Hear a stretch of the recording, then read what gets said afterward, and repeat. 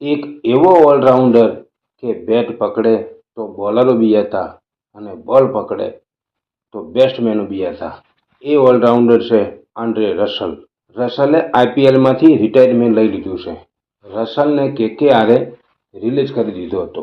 રસલને કેકેઆરે release કર્યો એટલે બધા લોકોના મનમાં એક જ વાત ચાલતી હતી કે 2026ના ઓક્શનમાં મોંઘામાં મોંઘો ખેલાડી ખરીદાશે તો એ છે એન્ડ્રે રસલ.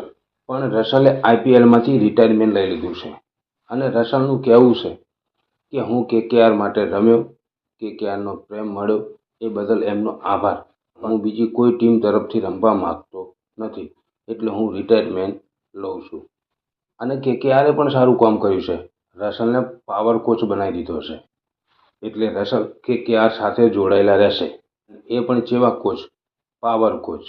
પાવર કોચ પહેલી વાર જોવા મળી રહ્યા છે કેકેઆરમાં. ચેન્નાઈ, બેંગ્લોર, મુંબઈ આ કોઈના આગળ નથી પાવર કોચ. પણ કેકેઆરે એક નવું નામ આપ્યું છે પાવર કોચ.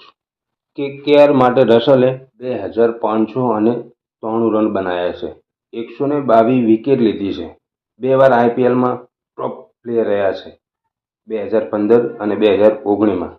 16 વખત મેન ઓફ ધ મેચ બન્યા છે. કેકેઆર સાથે એક ટ્રોફી પણ જીતી ચૂક્યા છે.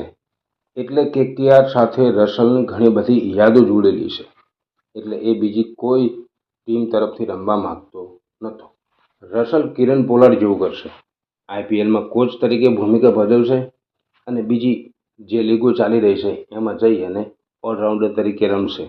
પણ આઈપીએલમાં હવે બોલિંગ કરતા જોવા મળશે કે ના બેટિંગ કરતા જોવા મળશે. આવી જ સિચ્યુએશન બ્રેવો અને પોલાર્ડ સાથે પણ થઈ હતી. એટલે પોલાર્ડ પણ કોચ તરીકે બેસી ગયા મુંબઈમાં અને બ્રેવો સીએસકેમાં બેસી ગયા. અત્યારે વાત કરીએ તો બ્રેવો કેકેઆરમાં છે કોચ તરીકે. એટલે ક્રિકેટમાં રોયલ્ટી નામની કોઈ ચીજ હોતી નથી. અને રસલના રિટાયરમેન્ટથી 2 ફ્લોપ ખેલાડીઓને ફાયદો થશે. મેક્સવેલ, બીજો લિવિંગસ્ટન.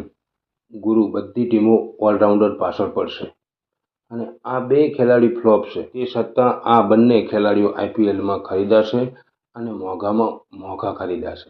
કારણ કે રસલે રિટાયરમેન્ટ લઈ લીધું એનો ફાયદો આ બંનેને થશે. અને રસલની વાત કરીએ તો રસલ પાસે હજુ 1-2 વર્ષ હતા એઝ અ ઓલરાઉન્ડર તરીકે રમવા માટે. પણ એને ગમ્યું એ ખરું. બસ આવી સિચ્યુએશન જે પોલાર્ડ સાથે થઈ હતી, બ્રેવો સાથે થઈ હતી, આ રસલ સાથે થઈ છે.